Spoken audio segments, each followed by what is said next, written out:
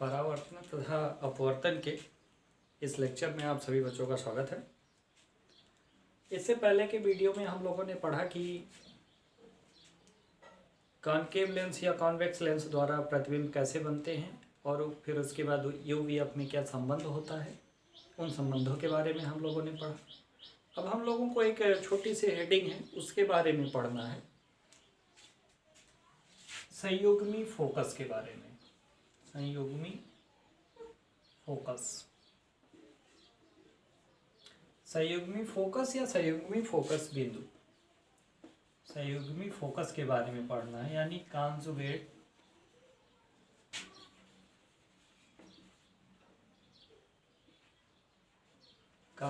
Focus, फोकी के बारे में हम लोगों को पढ़ना है। अब इस चीज को पढ़ने के लिए इसको समझते हैं, फिगर से समझते हैं। फिगर ये है, ये एक अवतल दर्पण है। अवतल दर्पण में किसी भी स्थिति में मान लेते हैं कि कहीं पर इमेज बन रहा है। ये P हो गया, उतनी ही दूरी पर F, उतनी ही दूरी पर C, और यहाँ पर कहीं पर मान लेते हैं ऑब्जेक्ट रखा गया है। यहाँ कहीं पर ऑब्जेक्ट रखा गया है। प्रतिबिंब बनने के नियम आप लोग बढ़िया से अब सीख चुके होंगे। जो प्रकाश किरण मुख्य अक्ष के पैरेलल जाएगी वो फोकस से होकर के रिफ्लेक्ट हो जाएगी, और जो फोकस से होकर के जाएगी, जो प्रकाश किरण फोकस से होकर के जाएगी वो मुख्य अक्ष के समानांतर हो जाएगी परावर्तन के पश्चात, और फिर उसके बाद यहाँ पर इमेज बनेगा। आपको पता है ये ऑब्जेक्ट है और यहाँ पर इमेज बन रहा है A डैश B डैश, यहाँ पर ये इमेज है। ये क्या है? ये वस्तु है। ये क्या है? ये वस्तु है, ऑब्जेक्ट। ये वस्तु रखी गई है, और यहाँ पर क्या बन रहा है? यहाँ पर प्रतिबिंब बन रहा है, प्रतिबिंब। ठीक, यहाँ पर वस्तु रखी गई है और यहाँ पर ये प्रतिबिंब बन रहा है। ठीक है।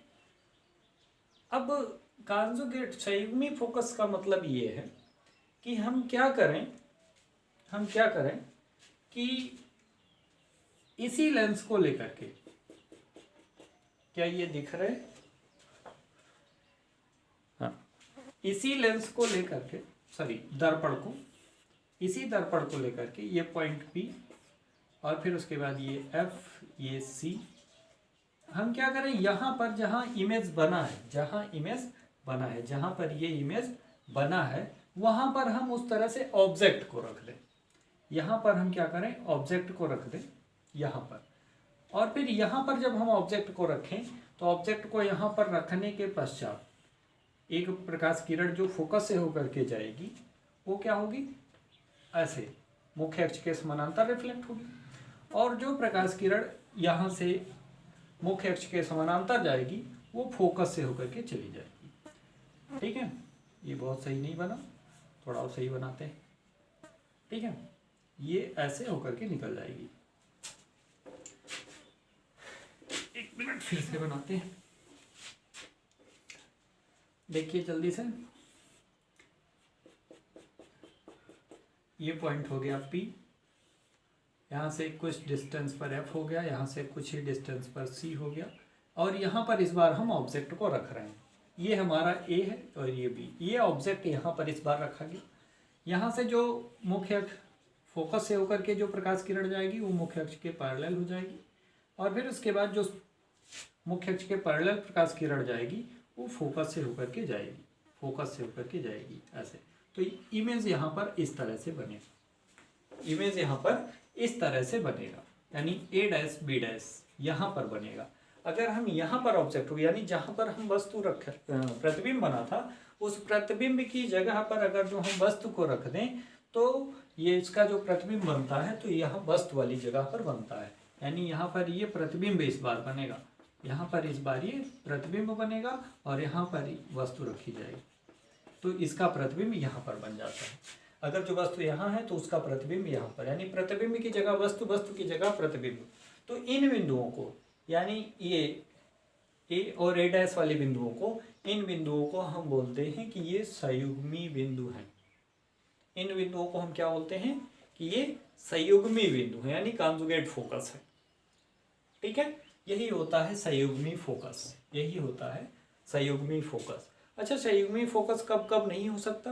अब देखिए, जब प्रतिबिंब आभासी बन जाए, यहाँ पर वास्तविक प्रतिबिंब बना था, जब प्रतिबिंब आभासी बन जाए, आभासी बनेगा तो दर्पण के राइट साइड में बन जाएगा। अगर आभासी प्रतिबिंब बनता है तो प्रतिबिंब दर्पण के राइट साइड में बन जाएगा, और राइट साइड में जब हम ऑब्जेक्ट को रखेंगे तो वहां से देखिए ये रिफ्लेक्टिंग साइड होता है, रिफ्लेक्टिंग साइड, ये है रिफ्लेक्टिंग साइड और ये है नॉन रिफ्लेक्टिंग साइड। ठीक है, ये है नॉन रिफ्लेक्टिंग साइड। यानी इस तरफ से अगर जो ऑब्जेक्ट को रखा जाएगा आभासी बनने की कंडीशन में, आभासी में दर्पण के राइट साइड में इमेज बनता है, यहाँ कहीं इमेज मान लेते हैं बन जाता है, यहाँ कहीं इमेज बन जाता है, तो यहाँ पर जब वस्तु को रखेंगे तो यहाँ से ये रिफ्लेक्ट ही नहीं होंगी प्रकाश की किरणें, ये इस साइड में हो जाएगा, नॉन रिफ्लेक्टिंग साइड में इमेज बन जाता है, रिफ्लेक्ट वाली साइड में नहीं बनता।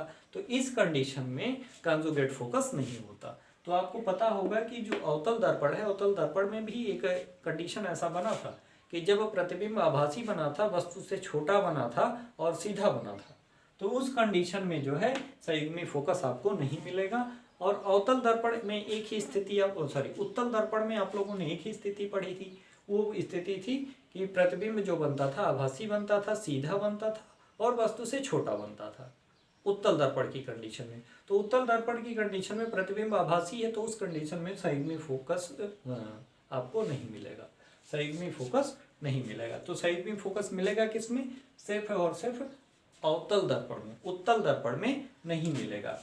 उत्तल दर्पण की कंडीशन ये है, देख लीजिए एक इमेज उत्तल दर्पण की ये है। ठीक है, यहाँ पर मान लेते हैं F है, यहाँ पर C है, ये पॉइंट P होता है, यहाँ पर ऑब्जेक्ट रखा गया, फिर उसके बाद यहाँ पर ऑब्जेक्ट रखा गया, एक प्रकाश की किरण ऐसे चली और ऐसे रिफ्लेक्ट हो जाएगी, मानो कि ये F से आ रही हो, और फिर उसके बाद एक प्रकाश किरण ऐसी जाएगी, ऐसे लगेगा कि ये C से होकर आ रही है, तो जिस डायरेक्शन में गई थी उसी डायरेक्शन में वापस हो जाएगी, यहाँ पर इमेज बन जाता है। तो नॉन रिफ्लेक्टिंग साइड में ये ऑब्जेक्ट है AB और ये है A', तो नॉन रिफ्लेक्टिंग साइड में जो है इमेज बन जाता है। तो नॉन रिफ्लेक्टिंग साइड में इमेज बनने की वजह से उत्तल दर्पण में, ये उत्तल दर्पण है, उत्तल दर्पण में जो है प्रतिबिंब संयुग्मी फोकस नहीं बनेगा उत्तल दर्पण में, और अवतल दर्पण में बनेगा।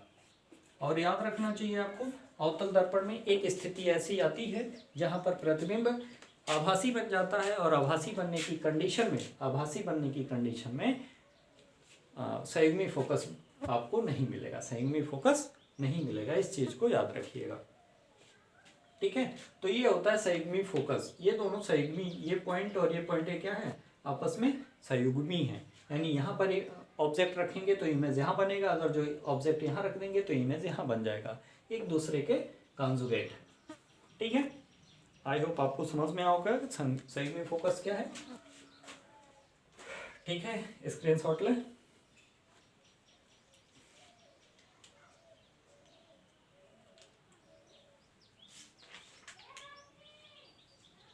ठीक है,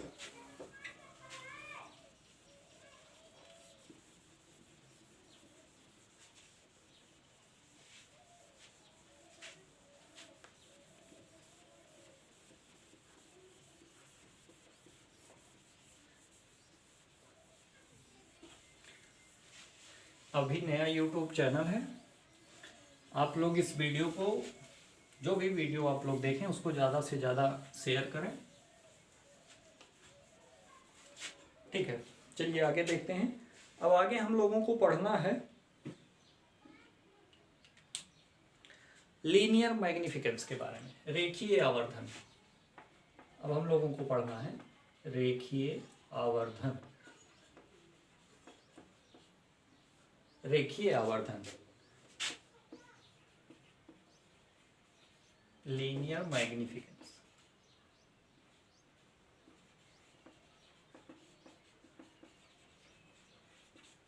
लीनियर मैग्निफिकेंस के बारे में हम लोगों को पढ़ना है। लीनियर मैग्निफिकेंस क्या होता है? यानी जो भी वस्तु है, जो भी वस्तु है, उस वस्तु के प्रतिबिंब को हम कितने गुना छोटा या बड़ा करके देख सकते हैं। उस वस्तु के प्रतिबिंब को हम कितने गुना छोटा या बड़ा करके देख सकते हैं, वही चीज आवर्धन होता है। वही चीज क्या होता है? आवर्धन होता है। ठीक है, यानी उसको छोटा बड़ा करके देखना। ठीक है, यानी कितना छोटा हो सकता है या कितना बड़ा हो सकता है, तो उस चीज को हम लोग मैग्निफिकेंस यानी आवर्धन कहते हैं। अब दर्पण में मैग्निफिकेंस कैसे होता है? चलिए एक फिगर बना के देखते हैं। फिगर ये है,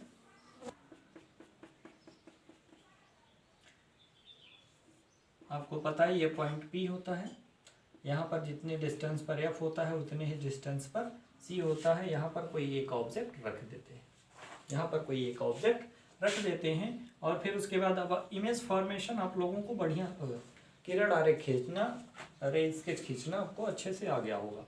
जो पैरेलल गई है वो F से होकर के चली जाएगी, और जो F से होकर के जाएगी वो पैरेलल हो जाएगी, समानांतर हो जाएगी। यहाँ पर बन जाएगा इमेज, ये A है, ये B है, तो यहाँ पर इमेज बना A' B', ये इमेज बना यहाँ पर A' B', यहाँ पर इमेज बन गया।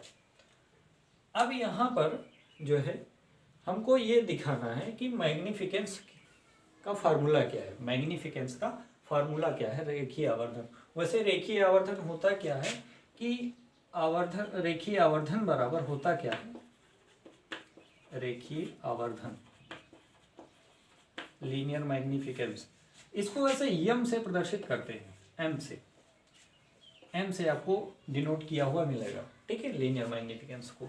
तो यहाँ पर ये मिलेगा आवर्धन जो होता है, ये इमेज की लंबाई, length of image, TH, length of image upon में लेंथ ऑफ इमेज अपॉन में length of object, length of object, यानी ऑब्जेक्ट की लंबाई क्या है, वस्तु की लंबाई क्या है, और m बराबर इसको बोल सकते हैं हम I upon O। I upon O, I का मतलब इमेज यानी प्रतिबिंब, I का मतलब इमेज यानी प्रतिबिंब, O का मतलब वस्तु यानी ऑब्जेक्ट, और प्रतिबिंब का मतलब इमेज, ये इमेज है। ठीक है, ये होता है आवर्धन। ठीक, m बराबर I/O, I का मतलब इमेज है, O का मतलब आवर्धन है। ठीक है, ओके।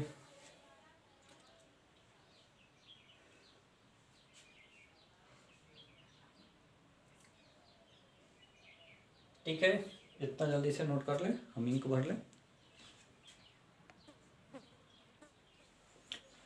ठीक है, हाँ, तो रेखीय आवर्धन जो होता है m = I/O।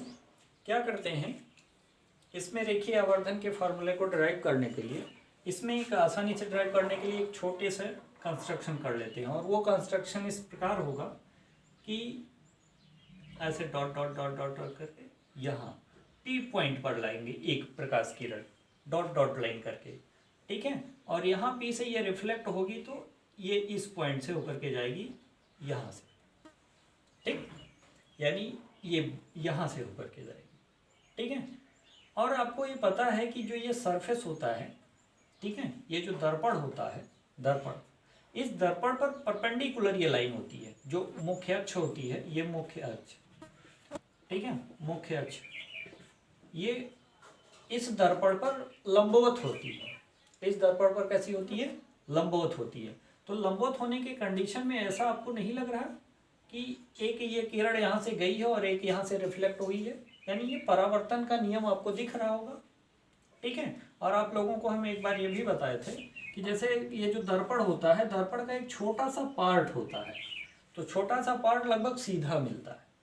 ठीक है, यहाँ पर ये बनाने में ऐसा हो जाता है, आदत पड़ चुकी है, पर ये वास्तव में ये दर्पण कैसा है? सीधा है। ठीक है, ये दर्पण सीधा है। कोई भी दर्पण जो भी बना है वो लगभग सीधा होता है। ठीक है, हाँ, तो आप लोगों ने एक चीज ये भी पढ़ा होगा कि ये एंगल क्या होता है I और ये एंगल क्या होता है R। ये एंगल I होता है और ये एंगल R, यानी ऐसे इस नियम में आप लोगों ने पढ़ा परावर्तन का जो नियम था, ये आपतित किरण ये परावर्तित किरण, तो ये एंगल I हो जाता है, ये एंगल R हो जाता है। तो यहाँ पर ये एंगल I हो जाएगा, ये एंगल R, यानी आपतन कोण और ये परावर्तन कोण, ये दोनों कोण आपस में क्या कैसे होंगे, बराबर होंगे। ये दोनों कोण आपस में बराबर होंगे, ठीक है। और आप लोगों ने एक इससे पिछली ही क्लास में आप लोगों ने एक चीज और भी पढ़ा होगा कि अगर कोई एक समकोण त्रिभुज है, ऐसे एक कोई समकोण त्रिभुज और एक कोई और समकोण त्रिभुज है, तो इसमें ये जो 90 डिग्री के एंगल है ये तो बराबर ही होते हैं। अगर इसमें से कोई एक कोण और बराबर हो जाए, एक कोण कोई और बराबर हो जाए, तो तीसरा कोण स्वयं इसके बराबर हो जाता है। तो तीसरा कोण क्या होता है, स्वयं इसके बराबर हो जाता है। और ऐसे त्रिभुज जिनके तीनों कोण, तीनों संगत कोण आपस में बराबर हों, तीनों संगत कोण आपस में बराबर हों, ऐसे दो त्रिभुज जिनके तीनों संगत कोण आपस में बराबर हों, ऐसे त्रिभुजों को हम बोलते हैं समकोणिक त्रिभुज, इक्वी एंगुलर ट्रायंगल, ठीक है। समकोणिक त्रिभुज बोलते हैं, समकोणिक त्रिभुज। ऐसे त्रिभुजों को हम क्या बोलते हैं, समकोणिक त्रिभुज बोलते हैं। बात समझ में इतनी, ठीक है। तो ये एक समकोणिक त्रिभुज होता है, ठीक है। समकोणिक त्रिभुज की प्रॉपर्टी क्या होती है कि इनकी संगत भुजाओं का जो अनुपात होता है वो बराबर होता है। समकोणिक त्रिभुज के संगत भुजाओं का अनुपात बराबर होता है। जैसे यहाँ पर हम नाम लिख लें PQR और इसका नाम लिख लें ABC, ठीक। और इसको हम मान लें ये लंब है और ये आधार है, ये कर्ण है, क्योंकि एक 90 डिग्री है ना, तो ये इसको कर्ण है मान ले, इसको लंब मान ले और इसको आधार मान ले, ठीक है। तो इनकी संगत भुजाओं का यानी लंब और लंब का अनुपात यानी PQ अपॉन AB, ये दोनों ये भुजा इसके कॉरेस्पॉन्डेंस है, ठीक है, इसके संगत है, ये बराबर होगा QR अपॉन BC के, QR अपॉन BC के इज इक्वल टू ये होगा PR अपॉन AC के। ये सभी संगत भुजाओं का अनुपात आपस में बराबर होगा। पर अनुपात लिखने में भी एक चीज का ध्यान रखिएगा, ध्यान ये रखना है कि यहाँ पर अगर जो आप पहली बार बड़े त्रिभुज की भुजा ऊपर लिख रहे हैं अंश में, तो यहाँ पर भी पहले बड़े ही त्रिभुज की भुजा लिखिएगा, यहाँ पर भी उसी त्रिभुज की भुजा पहले लिखिएगा। अगर जिसको पलट देंगे तो ये फिर से गलत हो जाएगा।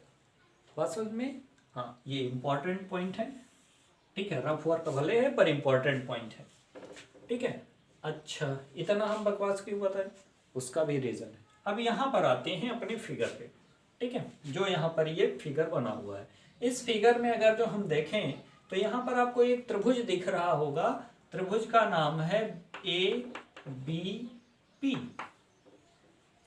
ABP त्रिभुज दिखा क्या, ABP, ये देखिए पूरा एक त्रिभुज बन रहा है, यहाँ से ऐसे फिर ऐसे डॉट डॉट लाइन, फिर उसके बाद प्रिंसिपल एक्सिस के साथ यहाँ तक ABP, ये पूरा त्रिभुज एक बन रहा है। और एक त्रिभुज आपको और दिख रहा होगा, एक त्रिभुज और दिख रहा होगा A डैश, त्रिभुज A dash B dash P, इन ये दोनों, ये त्रिभुज भी दिखा A dash B dash P, यानी ये डॉट डॉट लाइन के साथ ऐसे प्रिंसिपल एक्सिस के साथ यहाँ तक, फिर ये पूरा त्रिभुज आपको दिख रहा होगा, ठीक है। इसको नोट कर ले, करना हो तो कर ले, ठीक है। इसको मिटा देते हैं। यहाँ पर दोनों त्रिभुज हम अलग से बनाते हैं, यहाँ पर दोनों त्रिभुज हम अलग से बनाते हैं। एक त्रिभुज आपको यहाँ पर ऐसे दिख रहा होगा, ऐसे, यहाँ पर A है, यहाँ पर B, ये ऑब्जेक्ट रखा गया। हाँ, एक चीज और, ऑब्जेक्ट जो रखा जाता है प्रिंसिपल एक्सिस पर, वो हमेशा 90 डिग्री का कोण बनाते हुए, जैसे ये प्रिंसिपल एक्सिस, ये ऑब्जेक्ट ऐसे, ये ऐसे 90 डिग्री का कोण बनाते हुए रखा जाता है। इमेज भी जो बनता है ऐसे 90 डिग्री का बनता हुआ नीचे लटकता है। बात समझ में, हाँ, इस तरह से AB यहाँ पर P हो गया। अब ये ट्रायंगल आपको दिख रहा होगा ABP, और फिर उसके बाद ऐसे जो नीचे की तरफ बना हुआ है ट्रायंगल, वो ऐसे बना है, ऐसे, यहाँ पर A डैश है, यहाँ पर B डैश है, यहाँ पर P है। अब ये दोनों चीजें आपको दिख रही होंगी आसानी से। और आपको ये भी दिख रहा होगा इसमें ये जो एंगल है वो आई है और ये एंगल जो है वो आर है इस वाले त्रिभुज में। यहाँ पर जो बन रहा कोण है वही वाला त्रिभुज यहाँ पर है, यहाँ पर जो बन रहा त्रिभुज है उसका कोण यहाँ पर है। ठीक है, इन दोनों त्रिभुजों में अगर जो हम देखें, इन दोनों त्रिभुजों में हम क्या पाते हैं कि ये कोण और ये कोण तो आपस में बराबर, ये कोण और ये कोण आपस में बराबर, आई आर के बराबर परावर्तन के नियमानुसार, क्योंकि आपतन कोण परावर्तन कोण के बराबर होता है, तो ये भी आपस में बराबर हो जाएंगे। तो ये जो बचा हुआ कोण है शेष वाला कोण, ये भी कोण क्या होगा, बराबर होगा, ये भी कोण क्या होगा, बराबर होगा। ठीक है, अगर जो बराबर हैं ये, अगर जो ये दोनों त्रिभुज क्या हैं, बराबर मतलब सभी कोण इसके बराबर हैं, तो अभी क्या बताएं, इन कोणों को क्या कह सकते हैं कि ये दोनों कोण क्या हैं, समकोणिक हैं। क्या है, समकोणिक हैं, इक्वी एंगुलर हैं, समकोणिक त्रिभुज हैं। अगर जो ये समकोणिक त्रिभुज हैं तो इनकी संकर भुजाओं का अनुपात हम बराबर लिख सकते हैं, बिल्कुल लिख सकते हैं।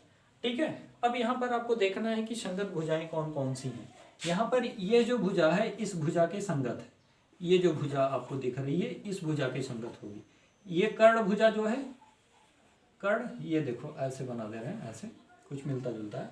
ठीक है, ये इसके संगत है और जो ये बची है ये इसके संगत हो जाएगी। ठीक है, तो ये सभी संगत भुजाएं आपस में क्या है, बराबर है। ठीक है, और हमको रिलेशन किस में निकालना है, देखिए प्रतिबिंब की लंबाई और वस्तु की लंबाई में रिलेशन हमको बताना है। प्रतिबिंब की लंबाई और वस्तु की लंबाई में हमको रिलेशन बताना है। तो इसमें ये जो कर्ण वाली भुजा बन रही है, ये वाली भुजा, इस भुजा में रिलेशन हमको नहीं निकालना होगा। ठीक है, तो ये जो दोनों त्रिभुज हैं, अभी इसको हम यहाँ पर नहीं लिखवाते, आप लोग इतना समझ रहिए कि ये कैसे समकोणिक है। ठीक है, हाँ, ये दोनों त्रिभुज एबीपी तथा त्रिभुज ए डैश बी डैश पी दोनों समकोणिक हैं, दोनों समकोणिक हैं। और जो त्रिभुज समकोणिक होते हैं, जो त्रिभुज समकोणिक होते हैं उनकी संगत भुजाओं का अनुपात क्या होता है, बराबर होता है। तो इसलिए हम क्या लिख सकते हैं, आता है इनकी संगत भुजाएं कौन कौन सी होंगी, ए बी के संगत क्या है, ए डैश बी डैश, ए डैश बी डैश बराबर, ए डैश बी डैश बराबर क्या होगा। ठीक है, हमको इस कर्ण वाली भुजा में निकालना है, डॉट डॉट वाली लाइन पर हमको नहीं निकालना है। ठीक है, तो इसमें बचा क्या, एपी, देखिए A P upon A dash P, A dash P, A dash P. A B क्या है, वस्तु की लंबाई है, ए बी क्या है, वस्तु की लंबाई है। ए डैश बी डैश क्या है, प्रतिबिंब की लंबाई है। ए डैश बी डैश क्या है, प्रतिबिंब की लंबाई है। ए पी क्या है, ए पी यानी पी से लेकर के ए तक की दूरी, यहाँ पर वस्तु रखी गई है, ध्रुव से वस्तु तक की दूरी यू होती है। और यहाँ पर ए डैश पी यानी यहाँ से यहाँ तक की दूरी, यहाँ से यहाँ तक की दूरी, ध्रुव से प्रतिबिंब की दूरी, जहाँ प्रतिबिंब बनी है वी बोलते हैं उसको। ठीक है, पर याद रहे आपको यहाँ पर जो भी वैल्यू रखनी है चिन्ह के साथ रखना है, और चिन्ह की प्रॉपर्टी आप लोगों को हम बता चुके हैं, चिन्ह के साथ में रखना है। तो यहाँ पर चलिए चिन्ह के साथ में रखते हैं। तो ए बी क्या है, ए बी ये इमेज की लंबाई है, ये ए बी इमेज की लंबाई है, सॉरी ए बी वस्तु की ऑब्जेक्ट की लंबाई है। ऑब्जेक्ट की लंबाई को हम ओ मान लें, ओ मान लेते हैं। पर ये देखिए इस एक्सिस से ऊपर है तो प्लस का हमको रखना पड़ेगा, वस्तु की लंबाई को ही ओ मान लेते हैं, यहाँ से गुस्सा मत करो। ठीक है, तो यहाँ पर क्या करते हैं, इसको प्लस रखना पड़ेगा। और यहाँ पर ए डैश बी डैश, ए डैश बी डैश, ए डैश बी डैश, यहाँ पर इमेज है तो माइनस का आई होगा, माइनस का आई होगा, क्योंकि ये ऑब्जेक्ट में नीचे है। ठीक है, यहाँ पर प्रिंसिपल एक्सिस के नीचे बना हुआ है। इसी तरह से अगर जो हम किसको देखें, एपी को अगर जो देखें, एपी देखिए किरण के विपरीत दिशा में मापा जा रहा है ना इधर, और वस्तु की लंबाई है, इसमें बिना पूछे आपको माइनस यू रख देना है। और फिर उसके बाद ए डैश पी ये भी माइनस बी होगा, ये देखिए इसी डायरेक्शन में मापा जा रहा है। ठीक है, तो माइनस बी। अब ये सारे मान यहाँ पर पुटअप करें तो हमको क्या मिलता है, यहाँ पर क्या मिलेगा ये कि O upon minus I is equal to minus U upon minus V. ठीक है, तो यहाँ ये माइनस से माइनस हो जाएगा, कैंसिल आउट, माइनस से माइनस कैंसिल आउट हो जाएगा। तो क्या बचेगा, O upon minus I is equal to U upon V. इसको पलट देते हैं, माइनस को इधर भेज देते हैं, ठीक है, इसको पलट देते हैं क्योंकि आई बाई ओ हमको लाना है, आई बाई ओ, आई बाई ओ लाना है, तो आई बाई ओ के लिए पलट देते हैं, तो I by O is equal to V by U, और इस माइनस को इस तरफ ले आते हैं तो यहाँ पर हो जाएगा माइनस, तो ये रिलेशन याद रखिएगा, ठीक है। यहाँ पर माइनस होता है, यहाँ पर क्या होता है, माइनस, ये इम्पोर्टेंट है, माइनस चिन्ह भूलता है, अक्सर भूलता है, न्यूमेरिकल में भी भूलता है और सारी चीज़ों में जगहों पर भूल जाता है, ठीक है।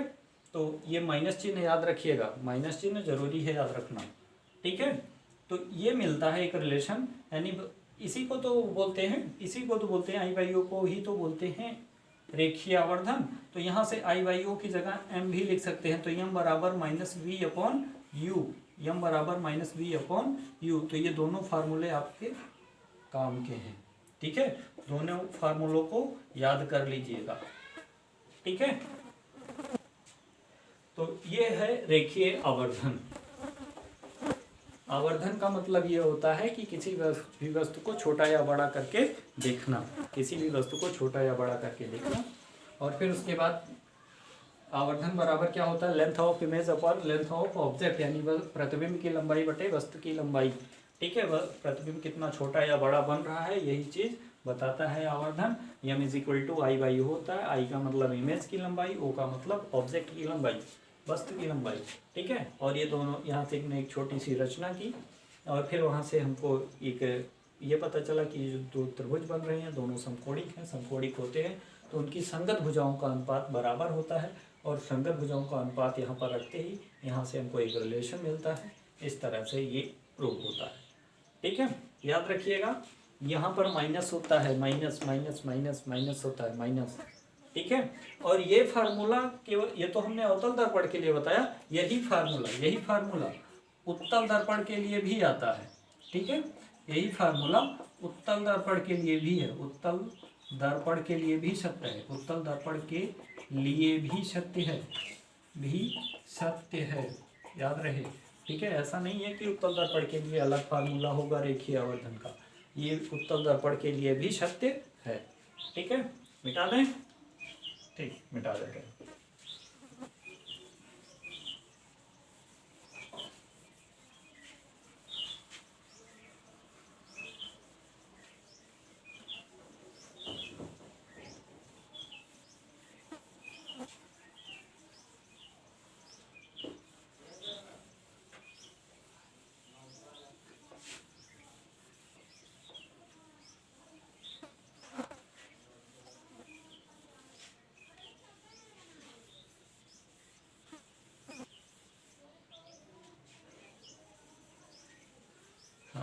अब हम लोगों को पढ़ना है, पढ़ तो ली कि उत्तल दर्पण कैसे होता है, अवतल दर्पण कैसे होता है, पर उनको ही हम पहचान कैसे करेंगे, ठीक है। उनकी हम दर्पणों की पहचान कैसे करेंगे, बात समझ में। दर्पणों की पहचान करना भी, यानी अब हमको पढ़ना है दर्पणों की पहचान, यानी दर्पण की पहचान, दर्पण की पहचान कैसे पहचान करेंगे, ठीक है। तो दर्पण को पहचानने के लिए, ठीक है, दो तरीके, एक तो छू करके देख सकते हैं, ठीक है, यानी स्पर्श करके, और एक प्रतिबिंब को देख करके भी बता सकते हैं, ठीक है। दूसरा तरीका क्या है, प्रतिबिंब को देखकर,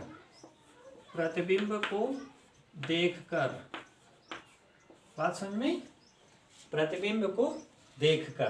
तो स्पर्श करके कैसे पता करेंगे कि उत्तल दर्पण है कि अवतल दर्पण।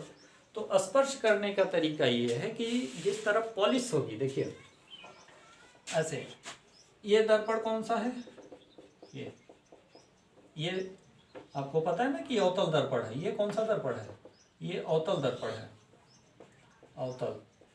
अब इसको जब टच करेंगे तो देखिए बीच में कुछ धसा हुआ लगेगा, और साइड पर, ठीक है, साइड पर ये कुछ उभरा ऐसे इस तरफ की तरफ लगेगा, ठीक है। और जिस तरफ पॉलिश रहेगी उस तरफ उभरा हुआ रहेगा। तो इस तरह से स्पर्श करके, और यहाँ पर जब इसको हम स्पर्श करेंगे उत्तल दर्पण को इस तरह से, ये होगा उत्तल दर्पण, उत्तल दर्पण, ठीक है, उत्तल दर्पण। तो यहाँ पर जब हम इसको पॉलिश वाली साइड को देखेंगे तो पॉलिश वाली साइड धंसा होगा, ठीक है, अंदर की तरफ। तो ये वाला जो दर्पण होगा इसको उत्तल दर्पण बोलेंगे, ठीक है। प्रतिबिंब को देख करके कैसे पता करेंगे? आपको पता है कि अगर प्रतिबिंब आभासी बनेगा तो जाहिर सी बात है सीधा बनेगा।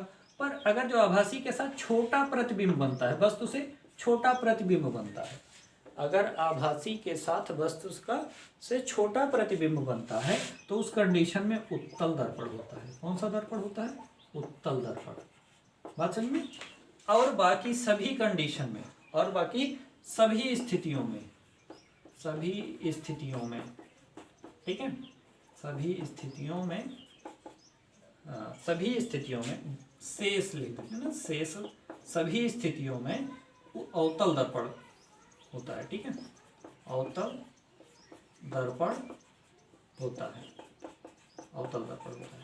यानी आभासी वस्तु से बड़ा प्रतिबिंब बन जाए, आभासी बने पर वस्तु से बड़ा बने तो अवतल दर्पण में होता है। आभासी वस्तु से छोटा प्रतिबिंब यदि बनता है तो वही कंडीशन उत्तल दर्पण का होता है। और ये चीज़ हमने आप लोगों को पहले भी हम बता चुके हैं, ठीक है, आप लोगों से पहले भी हमने डिस्कस करा है इस चीज़ को, ठीक है। तो ये होता है दर्पण की पहचान करना, ठीक है, दर्पण की पहचान ये होता है एक स्पर्श करके, दूसरा प्रतिबिंब देख कर, ठीक है। तो प्रतिबिंब देख करके ये होता है और ये स्पर्श करके होता है, ठीक है। अब मिटाएं, ठीक है।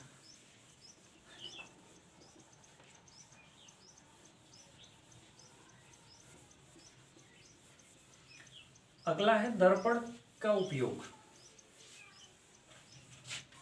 दर्पण का उपयोग, दर्पण का उपयोग कहाँ कहाँ इसका उपयोग किया जाता है, ठीक है। दर्पण का उपयोग कहाँ कहाँ पर होता है? अवतल दर्पण का उपयोग कहाँ होता है? अवतल दर्पण। और उत्तल दर्पण का प्रयोग कहाँ पर होता है? उत्तल दर्पण का उपयोग कहाँ पर होता है, ठीक है। देखिए एक कंडीशन देख लीजिए, अपने दैनिक जीवन में जो भी इमेज हम देखते हैं, उल्टा इमेज किसी भी दर्पण में अगर जो हम इमेज देखते हैं तो उल्टा इमेज नहीं देखते, सीधा देखते, ठीक है। दर्पण में कोई भी हो, अवतल हो या उत्तल हो, तो अपने दैनिक जीवन में जो दर्पण देखते हैं हम लोग वो सीधा इमेज देखते हैं, ठीक है। अब सीधा इमेज देखने का मतलब ये है आभासी प्रतिबिंब हमको दिखता है, आभासी प्रतिबिंब दिखता है। तो आभासी प्रतिबिंब की कंडीशन में अब पहचानने का तरीका क्या है दर्पण का? अगर प्रतिबिंब वस्तु से छोटा बना है, अगर प्रतिबिंब वस्तु से छोटा बना है तो उत्तल दर्पण होगा। अगर प्रतिबिंब वस्तु से बड़ा बना है तो उस कंडीशन में क्या होगा? अवतल दर्पण होगा, ठीक है। तो गाड़ियों की साइड में जो मिरर लगा होता है, गाड़ियों की साइड में, ठीक है, अब गाड़ियों की साइड में जो मिरर होता है प्रतिबिंब उसका तो सीधा बनता है, ठीक है। गाड़ी जैसे ऐसे थी तो ऐसे ही बनता है, ठीक है, ऐसे ही बनता है। गाड़ी ऐसे, अगर जो पेन ऐसे है तो पेन ऐसे खड़ा दिखेगा, जैसे कैप ऊपर है तो कैप ऊपर ही दिखेगा उसमें, ठीक है, कैप ऊपर दिखेगा। पर इसका इमेज, अगर जो प्रतिबिंब का इमेज, सॉरी इसका इमेज अगर जो इससे छोटा बन रहा है, इससे छोटा बन रहा है, तो इस कंडीशन में क्या कहेंगे कि वो दर्पण कौन सा है? उत्तल दर्पण है। तो गाड़ियों के साइड मिरर जो होते हैं, गाड़ियों के जो साइड मिरर होते हैं उसमें जो प्रतिबिंब बनता है ये आभासी बनता है और वस्तु से छोटा बनता है। आभासी बनता है, वस्तु से छोटा बनता है। तो उस कंडीशन में आभासी बनने में और वस्तु से छोटा बनने में जो होता है वो उत्तल दर्पण होता है। याद रखिए इस पॉइंट को, ठीक है। तो यहाँ पर साइड मिरर जो होते हैं, ठीक है, गाड़ियों के साइड मिरर जो होते हैं, ठीक है, मिरर का मतलब दर्पण ही होता है। साइड मिरर में जो लगा दर्पण होता है उत्तल दर्पण होता है। उसका रीजन भी एक है ये कि जैसे ये क्या है? उत्तल दर्पण है। उत्तल दर्पण तो यहाँ से इतना और यहाँ से ये इतना पार्ट सब कवर करेगा ना, यहाँ कहीं रिफ्लेक्ट होकर के प्रकाश किरणें आती हैं तो इसका इमेज ऐसे बन जाता है, ठीक है। यानी इतना क्षेत्र ये कवर करता है, इतना ज़्यादा से ज़्यादा क्षेत्र, यानी बड़े क्षेत्र का जो प्रतिबिंब है वो कम में व्यक्ति को दिखा देता है। यहाँ पर कोई व्यक्ति देख रहा होगा, इमेज यहाँ इधर कहीं बनेगा ऐसे छोटा सा, बात समझ में। तो इस वजह से इससे भी याद रखिए, बड़ा क्षेत्र है तो बड़े क्षेत्र को कवर करेगा, अगर जो अवतल होता है तो कम क्षेत्र को कवर करता है, ठीक है। अच्छा, दर्पण का क्या काम है? दर्पण का एक छोटा सा पहले हम फिगर बना देते हैं इस अवतल दर्पण के लिए। आपको पता है ना, ये ऐसे ऐसे ऐसे ऐसे, यानी एक पॉइंट पर कन्वर्ज कर देता है लाइटों को, ठीक है। जो अवतल दर्पण है, अवतल दर्पण अगर जो समानांतर प्रकाश की किरणें आ रही हैं तो उसको कन्वर्ज कर देता है एक पॉइंट पर उसको कन्वर्ज कर देता है, यानी अभिसारित कर देता है। अभिसारी हो जाते हैं, किरणें अभिसारी हो जाती हैं, ठीक है। और इसमें क्या होती हैं, किरणें डाइवर्ज कर जाती हैं, यानी अपसरित हो जाती हैं, अपसारी किरणें हो जाती हैं, ठीक है। तो एक जगह पर जब वो लाइटों को कन्वर्ट कर देगा, एक जगह पर अपसरित कर देगा एक पॉइंट पर, तो उस जगह पर लाइट की तीव्रता अधिक दिखेगी, ठीक है। उस जगह पर लाइट की तीव्रता अधिक दिखेगी। तो इस चीज के इस तरीके से, तो गाड़ियों के जो लाइट में होते हैं शीशे, गाड़ियों की जो लाइट वाले शीशे होते हैं, मतलब सॉरी टेबल लैंप हो, ठीक है। टेबल लैंप जो होता है, जैसे ऐसे लटका गया टेबल लैंप एक ही जगह में ज़्यादा प्रकाश देता है, तो टेबल लैंप, ठीक है। टेबल लैंप में अवतल दर्पण होता है, टेबल लैंप। अच्छा, डॉक्टर को अगर जो देखना है अंदरूनी भाग को, ठीक है, तो डॉक्टर को अगर जो अंदरूनी भाग को देखना है तो ज़्यादा प्रकाश की ज़रूरत पड़ेगी, यानी फैला हुआ प्रकाश कम में कन्वर्ज हो जाए तो चीज़ें स्पष्ट दिखेंगी, प्रकाश की तीव्रता बढ़ जाएगी उस पॉइंट पर। तो अंगों की जांच करने में जिस लाइट का प्रयोग किया जाता है, ठीक है, वो अवतल दर्पण होता है, ठीक है। यानी अंगों की जांच करने में डॉक्टर के रूप में प्रयोग किया गया दर्पण। तो क्या लिखे यहाँ पर, डॉक्टर द्वारा इस्तेमाल दर्पण, ऐसे लिख देते हैं, समझ में तो आ गया ना। डॉक्टर द्वारा प्रयोग दर्पण, डॉक्टर द्वारा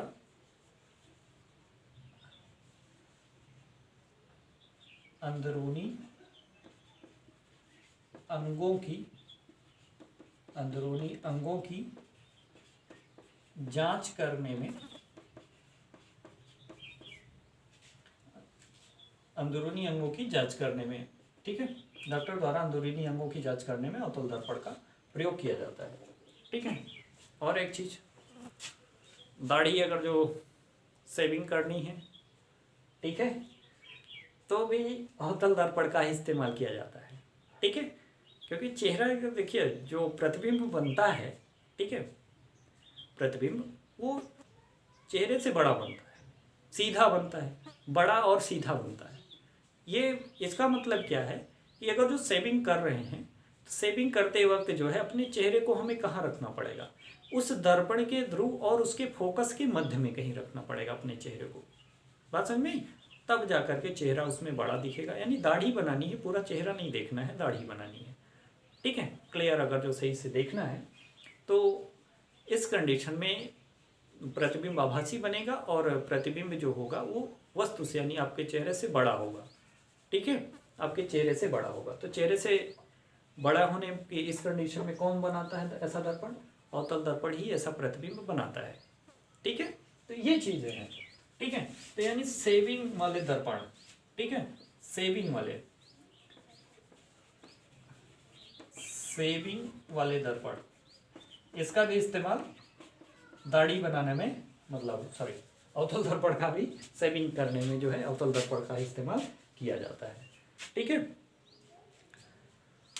तो और भी कुछ चीजें हैं इस तरह से, ये दर्पण के उपयोग थे, ठीक है। तो इन दर्पण के उपयोग के बाद अब ये जो दर्पण है, दर्पण का टॉपिक खत्म होता है। इसमें कुछ न्यूमेरिकल्स बचते हैं इसके दर्पण के, यानी यूवीएफ में जो संबंध था 1/f = 1/u + 1/v का, इसके जो न्यूमेरिकल्स हैं, न्यूमेरिकल का एक अलग वीडियो बनाएंगे और उसमें अच्छे से न्यूमेरिकल्स को डिस्कस करेंगे, ठीक है। यानी बोर्ड के लेवल से जितने भी क्वेश्चन आएंगे, ठीक है। और आगे भी चलेंगे जब आप लोग इंटरमीडिएट में, तो इतना अगर जो आप लोग पढ़े रहेंगे इसमें, तो इंटरमीडिएट में आपको ज़रा सा भी दिक्कत नहीं होगी। ठीक है, तो ये दर्पण का टॉपिक यहाँ पर समाप्त होता है। इसके बाद अब हम लोगों को लेंस स्टार्ट करना है। तब तक आप लोग पढ़ाई करते रहें, मस्त रहें। ठीक है, और हाँ, वीडियो अगर जो आपको ये अच्छा लगता है तो शेयर ज़्यादा से ज़्यादा करें, क्योंकि अभी इसकी रिक्वायरमेंट है। ठीक है, ओके, बाय।